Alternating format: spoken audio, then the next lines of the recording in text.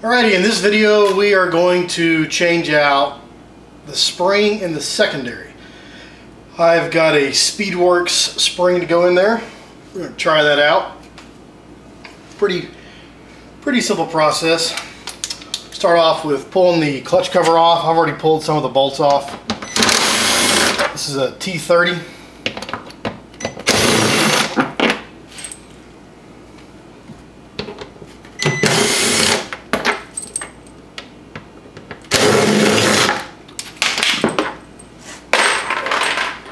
All the bolts that come out of the clutch cover are the same length, so you don't have to worry about paying attention to where you pull them out of. So primary, clutch, secondary, belt. This is what we're going to be messing with here. This is a 5/8 bolt. It's actually probably a 1/2 inch bolt with a 5/8 head. So a 5/8 socket pulls that off.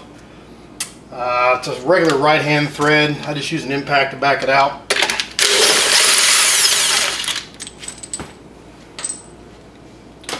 First thing we'll do is pull the outer sheave off. There are some shims between the outer and inner sheaves, so just want to make sure when you pull it off that they don't, go flying, because they need to all go back in whenever you put it back together. You can remove the belt. If you're using an OEM belt, Wildcat belt, it'll actually have a direction arrow on it. Just make sure it spins this way.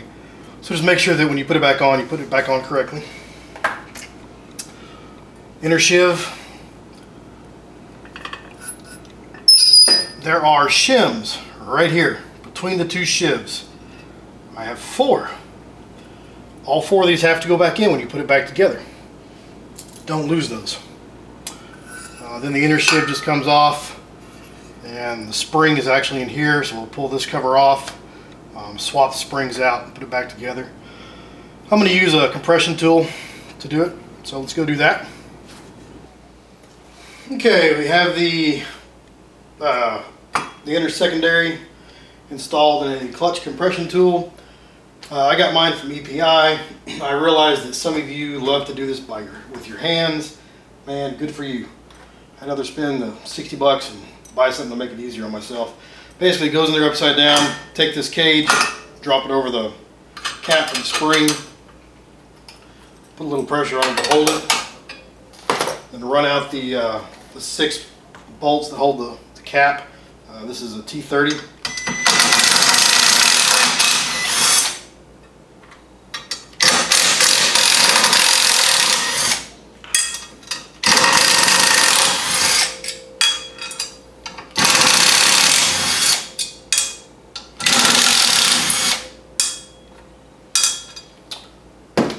The reason I left these bolts in the holes they came out of, because I've found over pulling these off a few times and changing springs and trying stuff, a lot of times one bolt or maybe 2 will come out and the threads will be kind of hosed up when it comes out. So I just assume put that bolt back in the same hole and only hose up one set of threads. Anyway, once you got the bolts out, just run the cage off the cap so we can get the spring out.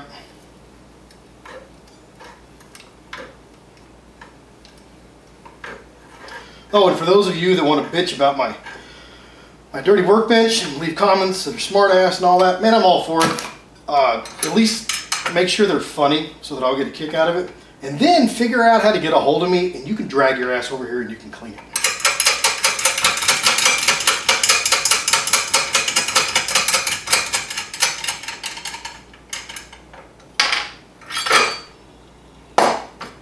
Okay, cap comes off, spring comes out.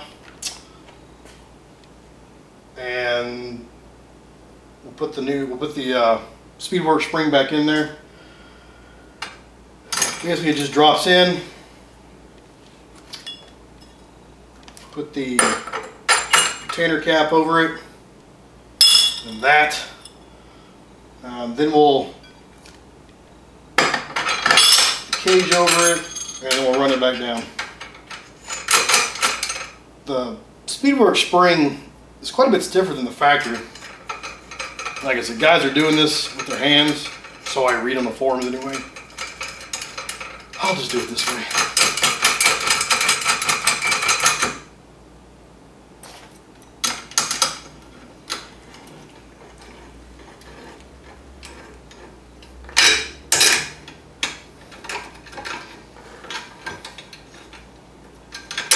apparently we won't use the box then because it's broke.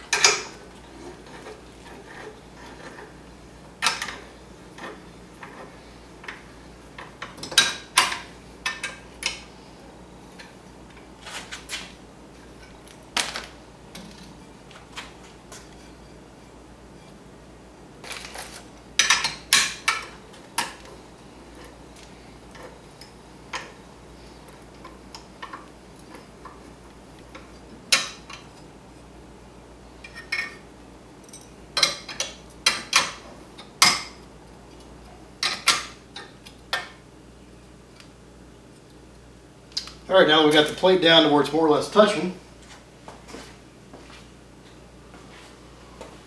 we're going to reinstall the bolts. We're going to put some blue thread locker on them, just a little bit.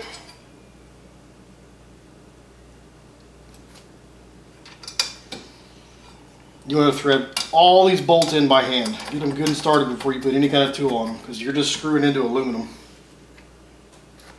And they'll strip out really easy. Ask me how I know. Probably because I've done it.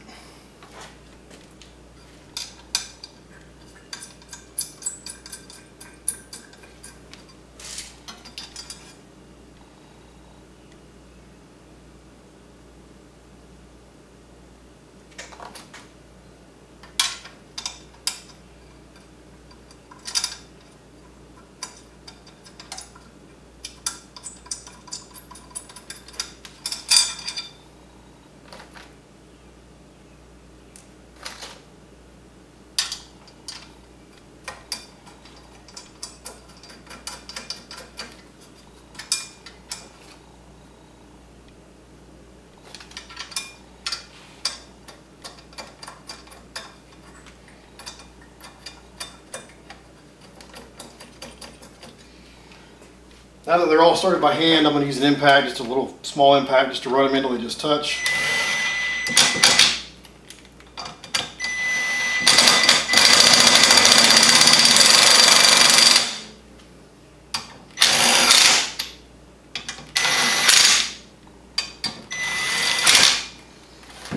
Okay, these bolts torque down to 11 foot-pounds.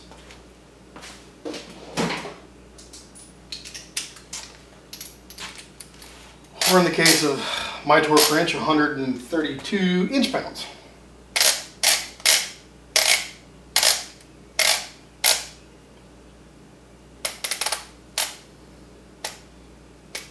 Okay, we'll do them in a crisscross pattern, because that's just how we roll.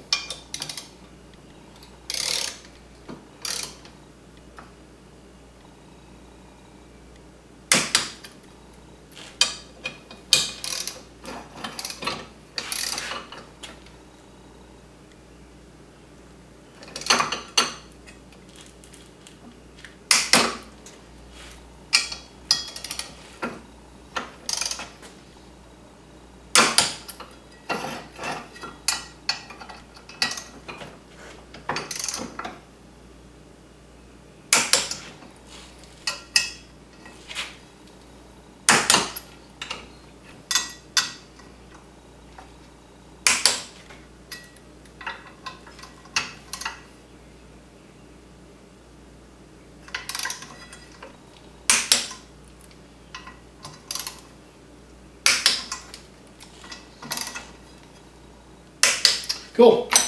Now we can take it all apart, take it back into the machine and reinstall it. Okay, we're back at the car.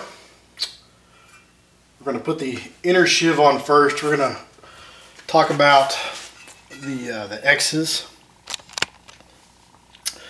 So there's an X here. It's going to correspond with an X here. We're going to pay attention to that because in a minute it's going to make a difference on the outer shifts. So just remember, the X on the back, the X in the front, they're on the same half of the sheave. It goes in there like that. We're going to put the shims that came out. There's 4 that came out of mine. There are, in my case, 3 thick shims and 1 thin one. So whether the shims go in there this way or they go in there this way, they're the same thickness. I get that. For some reason the manual says that the shims need to go in with the thicker shims against the movable shiv. Okay, so this is the movable shiv. The one that goes on the outside is the stationary shiv. So we'll put it in like that. Thicker shims against the movable shiv. So that's good. Now we will throw the belt back on. If you are doing an OE belt from Wildcat, silk screened on the outside of it is going to be a direction arrow. Everything turns this way, counterclockwise. So you want to have the arrow follow the direction of rotation. The Gates belts that I've been using and have been fairly happy with don't have direction arrows, so I don't have to worry about that, I guess. So we're going to pay attention, make sure that our shims have not moved and they're in there and they're stacked the way they're supposed to be and all that kind of stuff. Pay attention to the X's. There's an X right here. It corresponds to an X in the back, and it corresponds with the X on the outer shiv. So these shivs are balanced. If you were to put it on this way, so this X shows you that there's an X on this side, this half of the shiv, and then you put this X down here, it's going to run out of balance and be wobbly and shaky, and wobble's bad. We don't want the wobbles. So we'll match the X's up so that they're all on the same half of the shiv. X, and then there's the X back here, and then there's an X right here. Some guys will use a Sharpie, a marker, to do this. Somebody at some point did that to this one. Hell, maybe I did that at some point. But you could mark the shiv here, then mark the shiv here, so that you would know. But I just use the X's. So we'll put this on here and get the outer shiv to drop onto the splines. In theory, like that.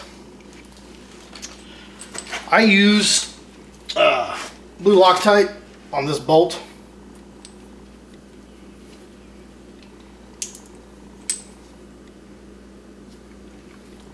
Not a lot, just a little.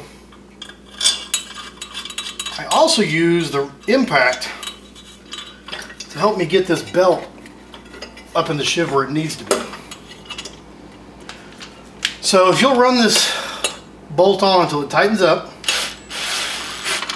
and if you'll spin the shiv, it'll reseat the belt, and then you can see it loosen the washer up, then you can hit it again, spin the shiv, seats the belt.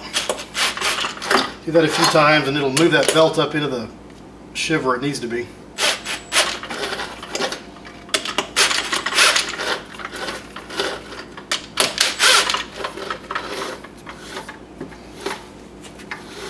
Almost there.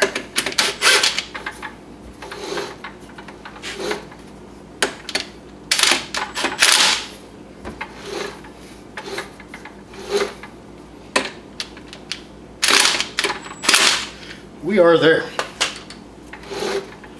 Alright, so the belt's all seated. Bolt's in. This bolt torques down to 35 foot-pounds. In the manual it talks about putting like a strap wrench on this shiv to hold it. I've never had to do it that way. I've always been able to just hold it and get it tight. But it is a pain in the ass.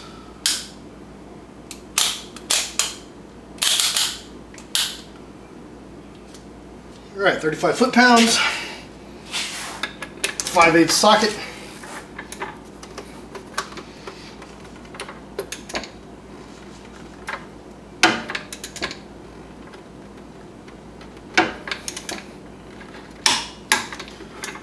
There we go. I always like to give it one spin to make sure the belt is fully seated, and then hit it again.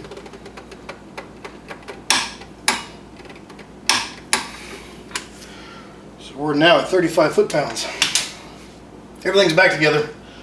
All we have to do now is throw the clutch cover back on.